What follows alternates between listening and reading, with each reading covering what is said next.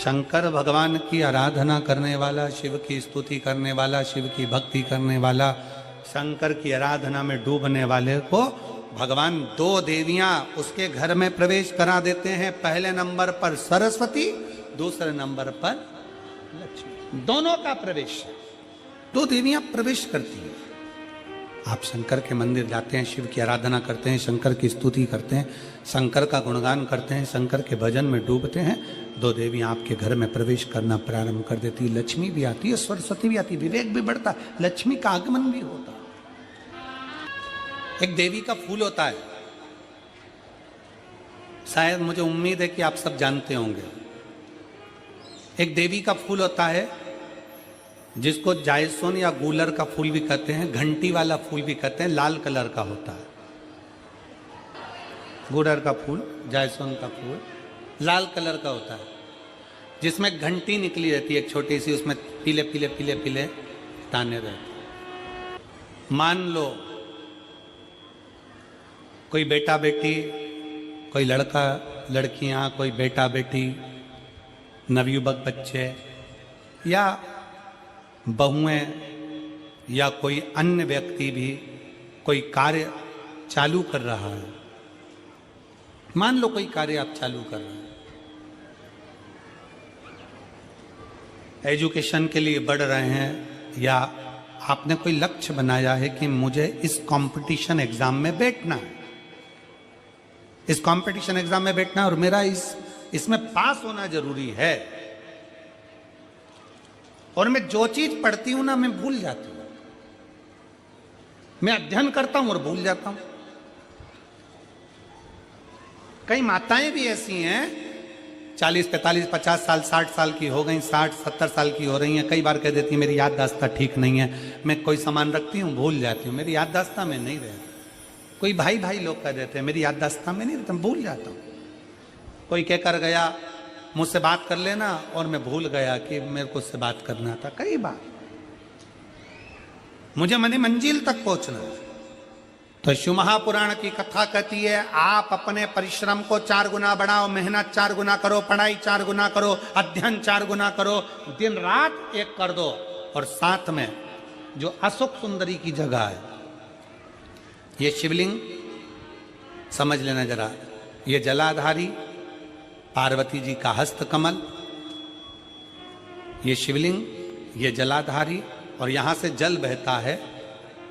Right में Ganesh ji, left में कार्तिकेय जी, और बीच में जम के बोलो जरा अशोक सुंदरी। ये बीच की जगह जो घंटी वाला फूल होता है, जिसको आप लोग जायसोन बोलें कि आपके क्षेत्र में गुलर बोलें, देवी जी को चढ़ता है। देवी जी का अति प्रिय पुष्प है, माता रानी का वो लाल पुष्प अति प्रिय। उसी पुष्प को ये बेलपत्र की जो डंडी होती है, बेलपत्र की जो डंडी का भाग होता है, उस घंटी का भाग उसी डंडी की ओर होना चाहिए।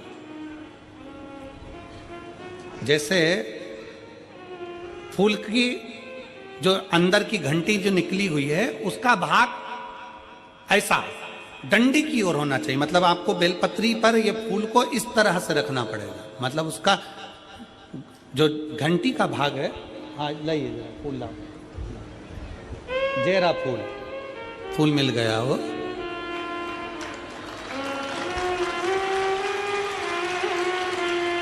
फूल मिल गया। भारत में फूल जल्दी मिल भी जाता है, मिल गया। अब ये फूल और इस फूल की जो घंटी का भाग है वो इस डंडी की ओर हो, हमारे डंडी के साइड। अपनी कामना कर कर, अपना नाम और गोत्र का स्मरण कर कर, शिव जी से अपने मन का भाव बोलकर इस फूल को और इस बेलपत्र को 12 महीने शिवरात्रि पड़ती है। किसी भी शिवरात्रि पर अशोक सुंदरी वाली जगह पर, शंकर के शिवलिंग की ओर जो अशोक सुंदरी की जगह है, वहां पर डंडी और घंटी का मुख शिवलिंग की ओर होते हुए उस बेलपत्र को समर्पित करो। कब करना है? पहले 1 लोटा जल समर्पित कर कर फिर ये बेलपत्र अपनी कामना कर कर बाबा से विनय कर कर, बाबा मेरा ये कंपटीशन एग्जाम है, मैं पढ़ूंगी, 4 गुना मेहनत करो, अध्ययन करो, अच्छी पढ़ाई करो, दिल से पढ़ो, रात दिन एक कर दो, और 1 घंटी का पुष्प, 1 बेलपत्र, जब तक तुम्हारा एग्जाम ना आए, 4 महीना, 5 महीना, 3 महीना, प्रत्येक शिवरात्रि, हर महीने शिवरात्रि आती है, प्रत्येक शिवरात्रि पर समर्पित करो। आप अपने लक्ष्य तक पहुंचोगे ही, कोई रोक नहीं सकता। आप अपने लक्ष्य तक, अपनी मंजिल तक पहुंचे ही जाओगे। बोल बम का नारा है कि मंदिर से जाते समय नंदी के कानों में, बहुत सुंदर प्रश्न है आपके, बहुत भाव से और आनंद से आपने करा, और जनमानस के कल्याण के प्रश्न है ये, केवल आपके लिए नहीं है, ये सबके लिए इतने जोरदार प्रश्न हैं। जो गलती भी करते होंगे तो उसको सुधार सकते।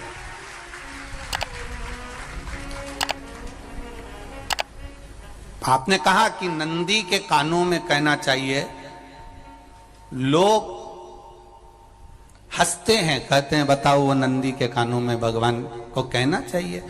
वैसे तो हम आपको एक बात बता दें कि दुनिया के लोग किसी दूसरे धर्म की कभी हंसी नहीं उड़ाते। दुनिया के लोगों को दूसरे का धर्म अच्छा लगता है। दुनिया के लोग सबसे ज्यादा हंसी उड़ाते हैं तो हमारे सनातन धर्म की ही उड़ाते हैं, और जी खुद उड़ाते हैं, दूसरा उड़ाने वाला नहीं होता। दूर के ढोल हमें समझ में आते हैं, उसका धर्म हमें समझ में आ गया, उनके क्या है, ऐसा है, आओ कुछ नहीं, उनके धर्म में ऐसा है, कितना आनंद हमें दूसरे के धर्म में लग रहा है, और हमारा सनातन धर्म हमको बुरा लगता है। हमारे सनातन धर्म हमें बुरा लगने लगा। अरे भाई, लोग कहते हैं कि नंदी के कान में कहते हो, ये कोई हमारे पुराणों में या शास्त्रों में लिखा है? भगवती बहन साहू, आपको धन्यवाद देना चाहूंगा और एक बात कहना चाहूंगा, जितनी भी शिव महापुराण के अंतर्गत चाहे उपाय जो बताए जाते हैं कि बेलपत्री ऐसे चढ़ाना, काली मिर्च ऐसे चढ़ाना, चावल ऐसे चढ़ाना, धतूरा का क्या महत्व है, शमी के पत्ते का क्या महत्व है, बेलपत्री के पत्ते का क्या महत्व है, ये जितनी भी बातें बताई जाती हैं ये सब पुराण के अंतर्गत से बताई जाती है। अब दुनिया के लोग इसको चाहे टोटका कह दें, चाहे दुनिया के लोग इसे टोना कह दें, पर पुराण से हटकर कुछ नहीं। और आप लोगों को अगर बोला है कि नंदी के कान में कहकर भगवान शंकर के मन में बात पहुंचे, तो ये क्यों कहा, तो ये भी हमारी शिव महापुराण में लिखा है, जलंधर के चरित्र में। कोई आपसे कहे कि नंदी के कान में बोलने से क्या होता है, ये जलंधर का चरित्र कह रहा है। मां पार्वती जी का हस्त कमल पकड़कर जलंधर लेकर जाने लगा।